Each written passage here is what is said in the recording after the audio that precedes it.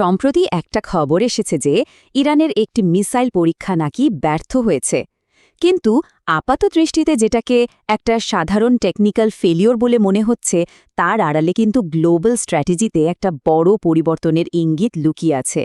আচ্ছা, চলুন বিষয়টার গভীরে যাওয়া যাক আর এই ঘটনার আসল অর্থটা বোঝার চেষ্টা করা যাক। ব্যাপারটা হচ্ছে, ইরান কিন্তু কিছুদিন আগেই একদম অফিসিয়ালি জানিয়েছিল যে তাদের মিসাইল টেকনোলজি ইচ্ছে করেই ২০০০ কিলোমিটারের মধ্যে সীমাবদ্ধ রাখা হয়েছে। এই কথাটা একটু মাথায় রাখবেন, কারণ এর পরেই আসল টুইস্টটা আসছে। কিন্তু আসল ঘটনাটা হলো, ইরান সম্প্রতি যে মিসাইলটা টেস্ট করল সেটার টার্গেট ছিল প্রায় ৪,০০০ কিলোমিটার দূরে।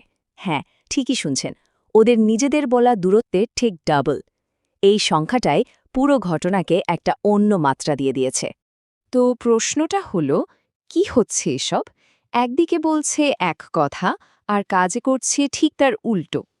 এই দুই তথ্যের পেছনের গল্পটা কি? চলুন এই রহস্যটাই ভেদ করা যাক। প্রথমেই আসি মিসাইলের পাল্লার এই অদ্ভুত ব্যাপারটা নিয়ে। ইরান কি তাহলে এতদিন ধরে নিজেদের আসল ক্ষমতা লুকিয়ে রেখেছিল, নাকি এটা তাদের নতুন কোনো কৌশল? দেখুন, একদিকে ইরান খাতায় কলমে বলছে যে তাদের মিসাইলের রেঞ্জ ২০০০ কিলোমিটারের বেশি না, ইচ্ছে করেই নাকি কম রেখেছে। কিন্তু কাজে করে দেখালো প্রায় ৪,০০০ কিলোমিটার। এই যে বিশাল একটা ফারাক, এটাই কিন্তু আসল মেসেজ। এটা শুধু একটা টেকনিক্যাল আপগ্রেড না, এটা একটা বড় স্ট্র্যাটেজিক চাল। তো ঘটনাটা ঘটেছিল ঠিক এইভাবে। ইরান থেকে দুটো ব্যালিস্টিক মিসাইল ছাড়া হয়। টার্গেট ছিল ডিয়েগো গার্সিয়া। এর মধ্যে একটা মিসাইল তো মাঝপথে ফেল করে, আর অন্যটাকে একটা আমেরিকান যুদ্ধজাহাজ রুখে দেওয়ার চেষ্টা করে। মানে শেষ পর্যন্ত কোনো মিসাইলই কিন্তু ঘাঁটিতে লাগেনি। টেকনিক্যালি দেখলে অ্যাটাকটা তো ফেল্ড, কিন্তু এখানেই গল্পের শেষ না, বরং শুরু। আসলে এই মিসাইল টেস্টের মূল উদ্দেশ্য কিন্তু টার্গেটে হিট করা ছিলই না। উদ্দেশ্য ছিল এটা দেখানো যে ইরান চাইলে ওখানে পৌঁছাতে পারে। মিলিটারি স্ট্র্যাটেজিতে নিজের ক্ষমতার প্রদর্শন করাটা অনেক সময় আসল অ্যাট্যাকের থেকেও বেশি প্রভাবশালী হতে পারে। আচ্ছা, এবার আসি টার্গেটটার কথায়। Diego Garcia. ইরান কেন এত দূরে এই ছোট্ট দ্বীপটাকে বেছে নিল? কারণ এই জায়গাটার জিওপলিটিক্যাল গুরুত্ব অসম্ভব। ডিয়েগো গার্সিয়া এটা হলো ভারত মহাসাগরের ঠিক মাঝখানে থাকা একটা ব্রিটিশ দ্বীপ, আর সেখানে আমেরিকা আর ব্রিটেনের বিশাল একটা জয়েন্ট মিলিটারি বেস আছে। এর লোকেশনটাই একে অসম্ভব গুরুত্বপূর্ণ করে তুলেছে। এর গুরুত্বটা বুঝতে হলে জানতে হবে ওখানে কি কি আছে।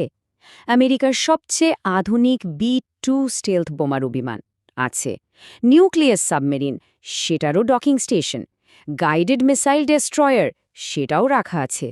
সোজা কথায়, এশিয়া আর মিডল ইস্টে আমেরিকা বা ব্রিটেনের যা কিছু সামরিক শক্তি, তার সব কিছুর ব্যাকবোন হলো এই বেসটা।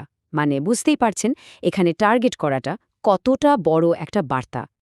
এই অ্যাট্যাকের টাইমিং আর টার্গেট দুটোই কিন্তু একটা দিকেই আঙুল তুলছে, আর সেটা হলো ব্রিটেনকে সরাসরি একটা ওয়ার্নিং দেওয়া। দেখুন ব্যাপারটা কি হয়েছে। কিছুদিন আগে ব্রিটেন ঘোষণা করে যে আমেরিকা যদি ইরানের ওপর হামলা করতে চায়, তাহলে তারা তাদের বেস মানে ডিয়েগো গার্সিয়াও ব্যবহার করতে দেবে। আর ঠিক তারপরই ইরান কি করল? ওই জয়েন্ট ব্রিটিশ আমেরিকান বেসটাকেই টার্গেট করে মিসাইল ছড়ল। এটা কোনোভাবেই কাকতালীয় হতে পারে না, তাই না? এটা একটা পরিষ্কার জবাব। ইরান যেন কোনো কথা না বলেই একটা চিঠি পাঠিয়ে দিল, আর সেই চিঠিতে লেখা আছে, আপনারা যদি এই ঝামেলায় জড়ান তাহলে আপনাদের নিজেদের বেসগুলো কিন্তু আর সেফ থাকবে না। কিন্তু এই ঘটনার প্রভাব কি শুধু আমেরিকা বা ব্রিটেনের মধ্যেই সীমাবদ্ধ? একদমই না। এর ঢেউ এসে পড়েছে ভারতের ওপরও। চলুন দেখি ভারতের জন্য এর মানেটা কি। ভারতের দিক থেকে দেখলে তিনটে বড় চিন্তার কারণ আছে। প্রথমটা হলো লোকেশন। ডিয়েগো গার্সিয়া তো ভারত মহাসাগরে, মানে এই সংঘাতটা এখন ভারতের বাড়ির উঠোনে চলে এসেছে। দ্বিতীয়ত ডিপ্লোমেসি। এই ঘটনার পরে কিন্তু ভারতের প্রধানমন্ত্রী নরেন্দ্র মোদী ইরানের প্রেসিডেন্টকে ফোন করেন। আর তৃতীয় এবং সম্ভবত সবচেয়ে গুরুত্বপূর্ণ হল এনার্জি সিকিউরিটি। ইরানের এই নতুন মিসাইল যদি সংযুক্ত আরব আমিরশাহী বা কাতারে তেল গ্যাস ক্ষেত্র পর্যন্ত পৌঁছাতে পারে, তাহলে ভারতের জ্বালানি আমদানির কি হবে? কারণ ওগুলোই তো আমাদের মেইন সোর্স। সব মিলিয়ে এই একটা ঘটনা পুরো বিশ্বের, মিলিটারি স্ট্র্যাটেজির পুরনো সব হিসাব নিকাশকে একদম ঘেঁটে দিয়েছে। একটা নতুন রিয়ালিটির জন্ম হচ্ছে। এর মানেটা খুব সোজা। ডিয়েগো গার্সিয়ার মতো যে বেসগুলোকে এতদিন ভাবা হতো একদম নিরাপদ, মানে রিয়েল বেস, সেগুলো আর নিরাপদ নয়। এখন আমেরিকা আর তার বন্ধুদের তাদের সব দূরবর্তী ঘাঁটিগুলোর ডিফেন্স নিয়ে নতুন করে ভাবতে হবে। বার্তাটা খুব পরিষ্কার। আজকের এই ভলেটাইল বিশ্বে শুধু দূরে থাকলেই আর নিরাপত্তা পাওয়া যাবে না। দূরত্ব এখন আর কোনো গ্যারেন্টি নয়। আর এই বিশ্লেষণটা আমরা শেষ করছি একটা খুব বড় প্রশ্ন দিয়ে। যদি দূরত্বই আর কাউকে বাঁচাতে না পারে, তাহলে বাঁচার উপায়টা কি? ভবিষ্যতের আন্তর্জাতিক নিরাপত্তা কিসের ওপর নির্ভর করবে? এই প্রশ্নটাই হয়তো আগামী দিনের ওয়ার্ল্ড পলিটিক্সকে ঠিক করে দেবে।